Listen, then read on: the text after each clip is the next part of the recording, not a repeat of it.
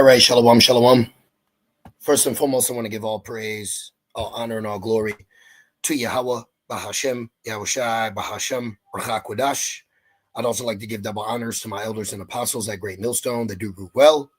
And I would like to say peace and salutations to the Lord's elect, to the hopeful elect in the 1/3.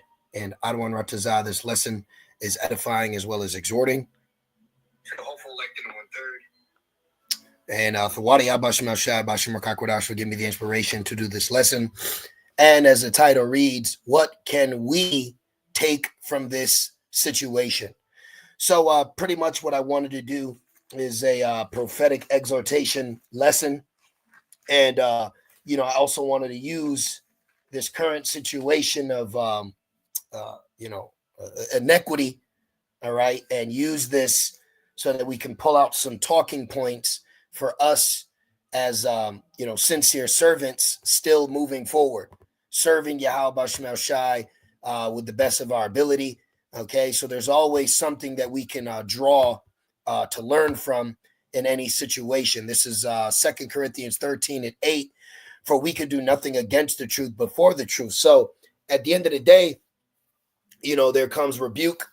There comes rebuke, correction, exhortation, all for the perfection. Okay, real quick, 2 Timothy 3:16. All scripture, all right, all scripture is given by inspiration of Yahweh and is profitable for doctrine.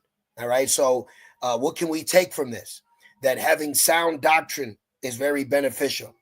For reproof, taking heed to the reproving that's going on. This is what you take from that. For correction, for instruction in righteousness. So when you look at these key points that are constantly being pushed onto us through the Rakakwadash, this current situation of inequity that has taken place and has wooed, all right, the Israel so-called community, we have to take certain things out of this, all right?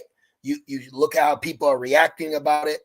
You're looking how we are reacting, and it shows you at the end of the day that being stiff-necked, being self-willed, being unreprovable, unrebukable, doing your own thing, look what it gets you, okay? So these are just some topics that I was thinking about. It's just like a job, okay? We'll just say, I'm about my father's business.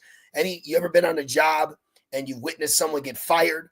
Well, then you learn from that. Okay, so this is another example for us to learn from, just because it wasn't ourselves. Okay, but that's why the scriptures say, consider.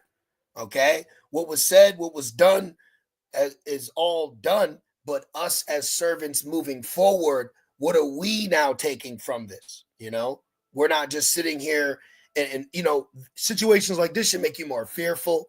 It should make you more faithful. It should make you lock in more. Okay, because these demons are out here and you're seeing guys getting knocked off by these demons. All right, being worldly. This is why you shouldn't be worldly. This is why you shouldn't push the ministry towards constantly involving the woman. Okay, we all are learning our roles now. And now look what happens when you want to go do your own thing, when you don't want to take sound advice. Okay, all this is for the perfecting of the saints. Now let's grab this in Ephesians, the 4th chapter. Okay, what can we learn from this situation? What can we take out for ourselves? Because these guys out here, okay, the t-shirt fringes, the marching this, the doing their own thing, that you are looking at men that Yahweh Shai is considered foolish because they're not applying his words. All right. So this is why you take situations like this and take them into consideration moving forward while you are still seeking Yahweh Bashim Al-Shai while he may be found, because prophecy is coming to pass. Things are happening. You have prophecies happening waiting on major prophecies. Okay. Now let me just snag this real quick. Just on my spirit, I just want to exhort. I want to exhort and push out that notion or that vibration, because you could have other individuals, okay, that hear about this information, hear about the situation, but are they looking at it in the aspect of, I need to make sure that I'm on my my business, my BI, so that doesn't befall me. But it's simple things, okay? Being in order, all right? Understanding the when it comes to the elders over you, understanding the importance of doctrine, the importance of the breakdowns, the importance of being corrected or being exhorted, all right? These are things that will save you. Okay. What does that say? They watch out for your soul. Let me get that real quick. For they watch over your souls. Okay.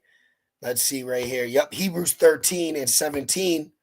It says, obey them that have rule over you. So this guy, okay, is an example of what happens when you don't obey them that have rule over you. And rule over you in what? And just in the spirit. Okay. That's all it is. So these are great situations to see what rebellion will get you, to see what being self-willed will get you. And it's not good, but we can learn from all these things. Didn't it say Sodom and Gomorrah was an example? So certain individuals are used as examples for us to learn from. That's actually a thing, where they go make an example out of him. Okay, let's actually look that up real quick. Let's go here. What does it mean to make a example out of someone? Right here. To punish a person who has done something wrong as a way of warning other people not to do the same thing. Exactly. Okay. Although it was only his first offense, the judge decided to make an example of him and sentence him to prison. So that's a real thing. And that's found in the scriptures. It says Sodom was an example for those others not to live ungodly. Okay. Now let's go back. So you have people that are set up as examples in a way to follow, and you have other people set up as examples of who not to follow. So you should look at this situation and say, I want to make sure that I'm not doing what this individual did, because I seen the end all be all for that, and the ending was not good. The simple pass on and are punished. Okay? Hebrews 13 and 17, obey them that have the rule over you and submit yourselves, for they watch for your souls as they that must give account, that they may do it with joy and not with grief, for that is unprofitable for you. So this whole thing that we're involved in is about being in order, okay? It's about taking heed to the counsel that's being laid before us, the talking points, the exhortations, okay? And when you don't apply these things, now you see what potentially, more than likely, can happen to you. You'll bug the fuck out, man. Okay? You'll bug out. Look at this. I was just, thinking about everything, thinking about how this individual plagued with demons, gave his self over to the woman, okay? Wanted to be in the world, wanted to be with darkness, didn't want to take heed, didn't want to listen, believed that they were holier than thou, and look what it got that person. So you don't want to be that kind of guy, okay? You don't want to be in that mindset. You see? So when our elders and apostles, give us exhortation, like right here, I was just using this one, okay? Elder Apostle Gabar was doing 7 principles of being a Hebrew Israelite Stoic. 1, live alone, sleep alone. Now, can that always be the case? Maybe, maybe not. All right. But you can see the benefits in why living alone or sleeping alone, what it could get you. Now, you may not be in that situation. That's fine. But it doesn't mean that because you're in a situation that you have a significant other, that you're gonna crash out, you're gonna lose it. No, this is why it's a constant sobering of our mind, where we constantly having our spirit sober, so we're not getting drunk in any in particular thing. That man was drunk off the woman, drunk off the world, drunk off pride, and look what it got him. Okay, Look, work on your purpose. See? But when you just push the marriage, the wives, the getting togethers, the unity community, hey, that's not your purpose. When Jeremiah told us to build, get married, that's because we had a 69-year bid to complete in Babylon. Okay? No man knows the time, hour, a day on this side. So those in particular scriptures can be taken out of context to sway you not to be on your purpose. Okay? Study, pray, teach. Study, pray, teach. Look, forget about a girlfriend. See? But what happens when you don't want to forget about a girlfriend? And then now you find yourself so-called in love with this girlfriend. All right. And I've said it in the past. I'll tell a woman, I'm not your boyfriend. I'm not a boy and I'm not your friend. But the point is, you could fall victim to the fuzzies, the lovey, the kissy, huggy, and now you lost your edge. And now you've ran out of your wits. And you see what happens, man.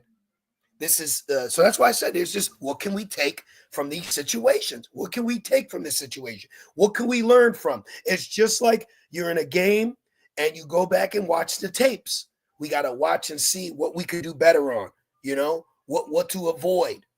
You want to learn from other people's mistakes too. Let's put that in real quick. Learn from other mistakes. See? Look at this. You got quotes. Is that Buffett? It's good to learn from your mistakes. It's better to learn from other people's mistakes. Exactly. I would rather learn from other people's mistakes than necessarily always my own, even though I learn very well from my own mistakes. But you can learn from others' mistakes because some of those mistakes are so detrimental that it's almost like there ain't no coming back from that. See? So that's what this whole thing's about, man. Learning so you could live, okay? And the baptism continues. Learn from other mistakes means to gain knowledge. So the point is, we're not just looking at individuals that are off and then just that. No, we're also examining ourselves. We're also looking at ourselves so we don't fall victim to those same mistakes, to those that fell in the past, Learn from other mistakes means to gain knowledge and wisdom by observing the negative experiences or errors made by others, allowing you to avoid making the same mistakes yourself and potentially progress faster in life or a particular situation, essentially taking advantage of lessons learned from others' failures to improve your own actions. Exactly. Okay. We're here seeking our own salvation, and we are seeking it. We're seeking it while attempting to be blameless, as it says in Philippians. But within that, those that are being blamed, you can still learn from that. Nope. We know that's not the right breakdown because such and such got rebuked for that. Nope. We know that can't be that because a video just corrected them on that. So when you see rebukes go out, those are times of a lot of edification going out. Okay. What's it say? Rebuke before all. So this is all for us to learn. 1 Timothy 5:20. I'm in a lot of 1 Timothy's right now. I believe I got something. Yep, see, something right here. 1 Timothy 5:20. Them that sin rebuke before all, that others also may fear. So when the rebukes go out, you're not to be looking at these videos I'm just sitting back watching this individual get rebuked. You're analyzing and determining within this rebuke and correction what you can also learn from. Okay? Because this is why the scriptures speak about consider. Now let's go into this. I want to pull this out. For First Esdras 4:25, it says, "Wherefore a man loveth his wife better than father and mother. Yea, many there be that have run out of their wits for women." So you got to understand that, yes, it's lawful. And it's funny because I had a lesson I wanted to do titled, "She may be lawful, but she's not necessarily expedient." And this is a good example to say why. Okay? We get it. We understand. Israelite man, Israelite woman, shalom, shalom. Love me, love you, right? All this good stuff. We understand that. But being men on a mission, being men about the Father's business, there come sacrifices within that, because as the beloved Apostle Paul told us, those that are married will have trouble in the flesh. It's not necessarily the woman herself, but the demons that come with that. Could be talking to someone else. Now your mind's occupied, and now you're distracted, and now you're tripping out, and now Satan's taking advantage of that. See? So there's a lot of things we can learn. Okay, there's a lot of things we can learn from situations like this. For when individuals get outed and rebuked for their iniquity, okay, we learn from these situations moving forward, so we don't make the same mistakes that others did in the past. That's what it's about. It's like, see, I knew it, man. I knew it. Okay, look, and it says, yea, many there be that have run out of their wits for women and become servants for their sakes. And that was part of this individual's problem. Okay, that situation with that so-called leader of that, what they believe they call themselves an organization, the Camp of Sakari, that is a great example for what not to be doing, what spirit not to be in when you're within this walk seeking Yahweh Shemel Shai while he may be found. That man ran out of his mind, bro. Okay, that situation, you done lost your mind, cuz. You done lost your mind, man. Can you imagine having a son and your son comes to you and is telling you what he's thinking and what he wants to do for his woman while so-called being a priest and waiting to be delivered? Come on, man. It says, yea, many have run out of their wits for women and become servants for their sake. This is why the Holy Spirit gets on that family man, lovey-dovey, kissy, huggy spirit, because it can overtake you. All right. And this isn't an arrest. That's not even out. That's something that's between you and yours. We understand that. But when you push that and promote that to the congregation, now you've also just been used as an example why that should not be the main focus within the ministry. Okay. It says, many also have perished and have erred and sinned for women. So sometimes you'll read these precepts and it'll take you in a situation to actually apply it. Like, you know what? Yeah, I need to read that again. So this is the point. You see situations, you see what's happened to guys. Now, we've all battled demonic thoughts. We've all battled temptations. But now you're looking at individuals that are overtaken by demons that you rebuke, if you will. Okay? All types of demonic shit may come across our mind, but we don't act on it. All right? That's just Satan seeing if he can tempt us. So you can see, guys, they're getting overthrown in the mind, man.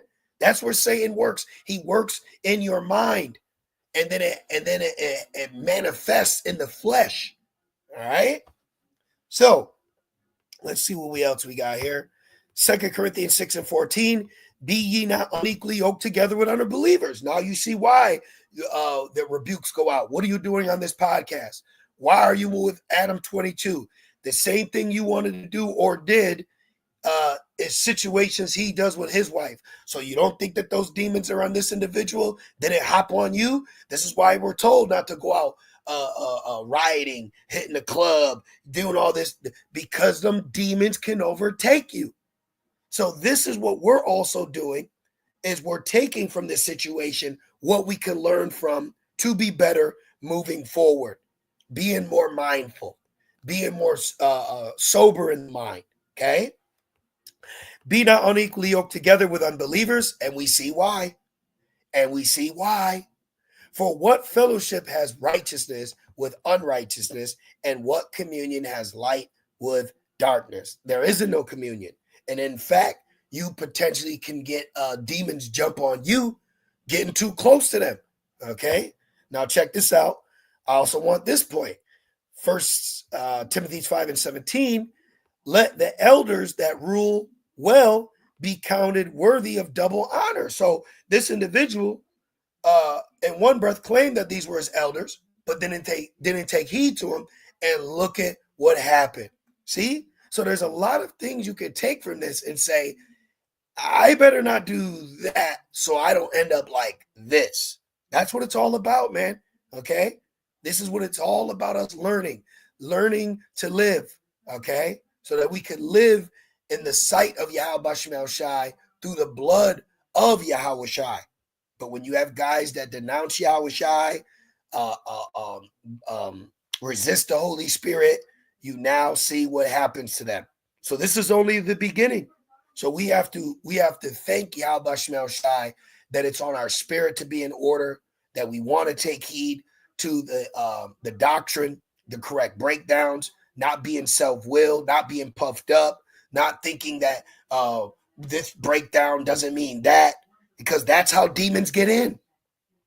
That's how demons get in, man. Okay? This individual is an example how demons grow within you, and they find any crack crevice that they could creep in to expand. And then it just grows and grows. And in the end, all you are left as a laughing stock. And even now, with all these Jakes, pray this, and they're not even giving that man time to suffer.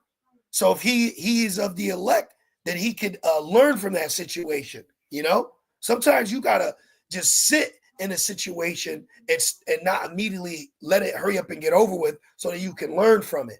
It's like going to the gym and trying to speed workout and expecting the best results possible. No, you put work in to see the results. Let the elders that rule well be counted worthy of double honor, especially they who labor in the word and doctrine. Okay? So now we see the benefits of being in order, understanding that the Lord has set up men that are now considered our elders, who we follow and learn from. Just like as Apostle Paul said, be ye followers of me. See? So, you know, I just it's been on my spirit to exhort, man. Okay, that's the spirit that Yahweh Bashim Shai has put upon me. And I just want to share that with Yahweh Shai sheep, you know, the body of believers. Okay, now check this out. Ephesians 4 and 11, and it says, and he being Yahweh Shai, gave some apostles and some prophets and some evangelists and some pastors and some teachers for the perfecting of the saints, for the work of the ministry, for the edifying of the body of a Mashiach, till we all come in the unity of the faith and of the knowledge of the Son of Yahweh, unto a perfect man, unto the measure of the stature of the fullness of a Mashiach. This is what it's about. The perfection. We're being perfected, okay, by the multifaceted offices of edification that is being done, all right, starting with the elders and apostles, the brothers, the bishops, the camp heads, the camps. This is what it's all about, man. And you got guys missing that mark to give you a house of mirth. And look at the end all be all of pleasure, of mirth. It's not good. It's no good. Now, did I finish 2 Timothy 3? Well, it just goes into 2 Timothy 3, reproof, correction, doctrine. Let me see. Let me just hit that one more time. Like I said, just a quick exhortation, man, something to learn from. Okay, so this also shows you there's a lot of individuals out here that are completely not right, and they have no problem. They have no problem talking out of the side of their mouths on YouTube, but the end all be all of them is not going to be good, and there's going to be more examples. 2 Timothy 3 and 16, all scripture is given by the inspiration of Yahweh and is profitable for doctrine, for reproof, for correction, for instruction in righteousness. So take heed to the instructions, you know, take heed to the beautiful gospel that's being given out daily, hourly. You know, it's just constantly flowing to bring in perfection, you know. So I just want to do that quick lesson. I pray that it was edifying. And I just want to say, Call halal, Yahweh Bahashim Yahushai, Bashim Kakodash. Double honors to my elders and apostles of Great Millstone that do well. Peace and salutations to the Lord's elect. With that being said, shalom. Hey,